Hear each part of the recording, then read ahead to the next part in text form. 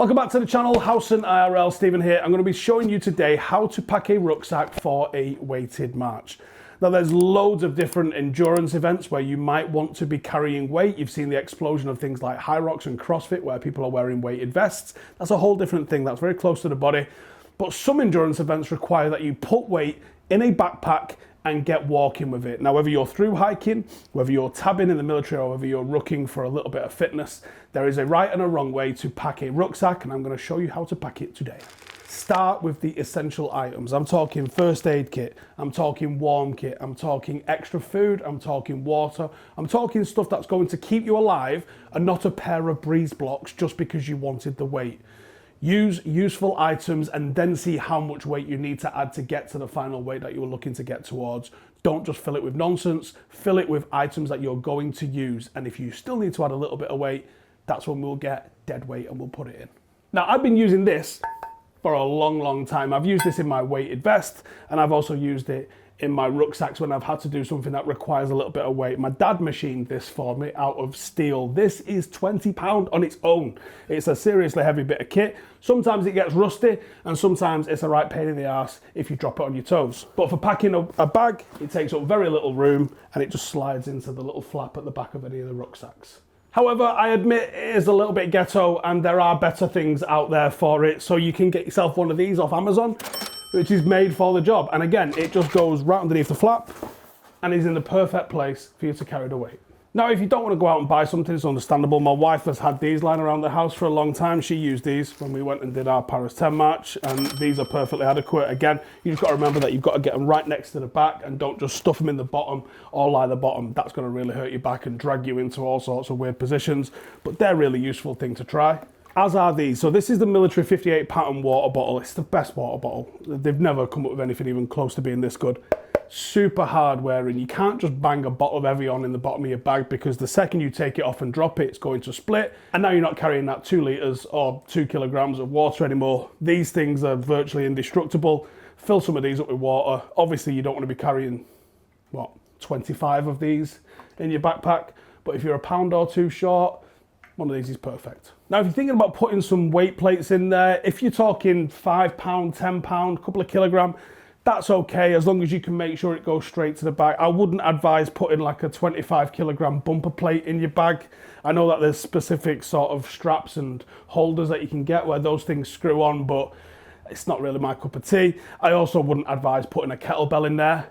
I'm not gonna say I've never done it, because I have, but it's not a good idea. It's a really heavy, big center of mass, and it doesn't move around nicely, and it's very difficult because of the shape of it to get it close and high up to your back. And when you're putting your heavy items into your rucksack, the heavy items have to go right in between the shoulder blades, quite high up on the back, but as close to the back as it's possible to put them.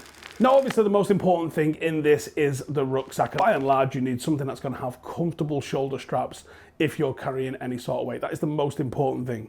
For military types, that's everything. But for civilian types, people are also looking for the sternum strap, and they're also looking for the waistband. Now, my own feeling on the waistband is I don't use them.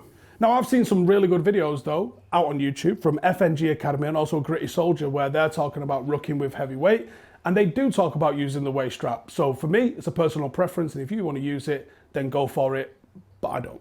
Now, a lot of rucksacks, civilian or military, are gonna have these straps inside like this, where you can tie things as close as possible to your back. So use them to secure any of the items that you need, but you've also got this flap in a lot of them as well, where you can just slide items down and it will keep it there naturally anyway.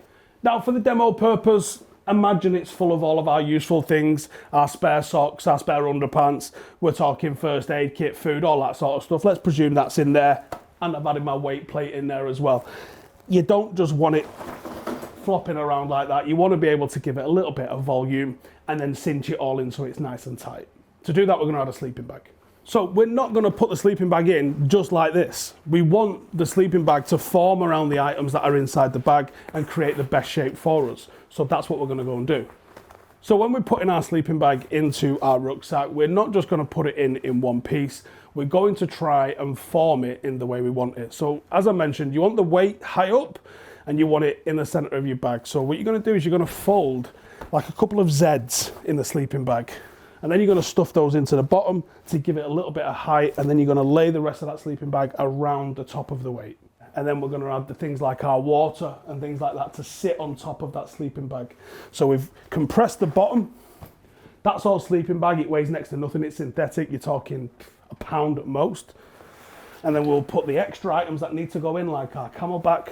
We'll just sit on the top of it here, and they'll be nice and high and nice and close to our back. Ideally, we want to pull the sleeping bag up a little bit, and we're using this little recess here to fit all of those items so they stay right on top of the weight plate and right next to your back. If you pack things that are all here, stuff the sleeping bag down and they all go here, they're going to be pulling the weight backwards as you're marching like that. You want it up high and right around your shoulders so you're going in the right direction. Now, not only is it the best place for your water bladder or your camelback to go, which is right at the top, as close to the back as possible, just for maximum comfort when you're carrying the weight, but a lot of the weighted marches or competitions or events that you go on, they're going to ask you for 35 or 45 pounds of dry weight. So what does that mean? That means when you approach the guy that's going to weigh you and verify your bag, he's going to ask you to take this out.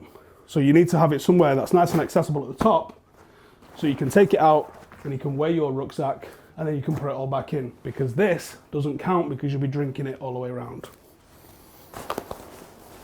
Right then, once you've been weighed in, you've got everything packed, now you need to make sure everything's tight. So you're going to get hold of all of the straps. This one's a really good one because it has this front to back kind of strap. Love that one. Cinch it down as tight as possible, and then that's not really moving. We're going to tighten every single toggle that we can find and tuck in all of our excess materials. We're even going to do these ones on the side to nip it in as much as we possibly can. And if you're serving military, you're going to want to tape these up because everyone's going to comment, why haven't you taped your straps up? That's tight, that one's tight, these are tight, these two are tight, sorted. So once you've got the rucksack on, again, you've got to get that weight high and tight against your body. This is going to have me leaning back. I've got a big old gap in between my back here. It's pretty comfortable, I'm going to be honest with you, but after a couple of miles, my arms are going to be falling off and it's just no good whatsoever.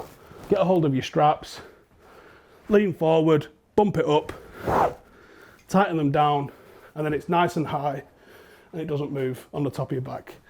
That's what you want. Especially if you start picking up the pace, it's not going to start rocking and rolling. This is nice and secure. Job's a good one. Yes, I'm wiggling my bum. That's free.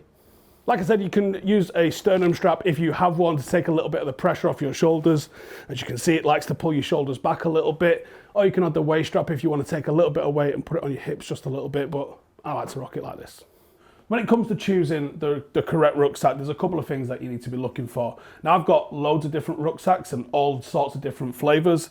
If I'm carrying loads of weight, I like to go in the Beastberg, and it's got really oversized, thick, spongy straps. This one is what my wife used when we did Paris 10, and she really found it dead comfortable. It's got an aerated back with a little bit of padding in it, so you get a little bit of airflow, because as you know, when you're tabbing, one of the worst things is that sweaty back that you get going on. It's got really nice airflow through it. It's got nice sturdy straps that are a little bit padded. They're not the most padded, but it will take some of the weight off you. But it does have the waistband. Now, the Beastberg that I use doesn't even have a waistband. It has a pad that sits on your back because it's designed to sit over your webbing. This one has got a waist strap, and this waist strap my wife used, and she found it really comfortable, although she did say a lot of the weight was going through this, and then she felt that really badly the next day. But this has got a nice little waist strap, as you can see, really big clasp on it, dead easy to open and to undo, and real sturdy as well, so you can get some distribution of the weight through your hips if you want to use that. But when I'm using it, as you can see, I have it tied up and out of the way because I'm not having it go through my waist. Now, when you first start carrying weight, what you'll notice is you get that real sort of chest out, shoulders back kind of vibe going on, and that's because the weight will be sitting right on there. Now, if you have the waist pad on, that can alleviate that sometimes, and like I mentioned earlier, the FNG guy and Gritty Soldier were talking about how they alternate going on the waist and then going a little bit heavier on the shoulders to sort of get through 10-12 mile kind of rucks. I just like it on the shoulders. I've got fairly broad shoulders, so I'm not bothered, and I like having the weight on there, but you do notice it pulls your shoulders back, and you'll feel the weight on your collarbone collarbones quite a bit. Now, if you use the sternum strap when you've got big weight going on, that does kind of bring your shoulders forward a little bit. It does take a little bit of the pressure off, and just holding the two straps together can really help when you're carrying significant weight as well. So look out for it. Again, personal preference. Sometimes you might want to use it. Ladies, if you've got a big chest, you might not want to use it, and you might not want to use the hip pad. It's totally up to you, but when you're looking for a rucksack, have a look, have a test, and see what's right for you. Final thing to remember is the same with your boots. The rucksack has to be broken in. Don't buy a new rucksack and just put some weight in it and get out onto the trail, because you don't know how that rucksack's going to break in. You don't know if the weight is to the outside of the shoulders, the inside of the shoulders, if the waistband sits in the right kind of place.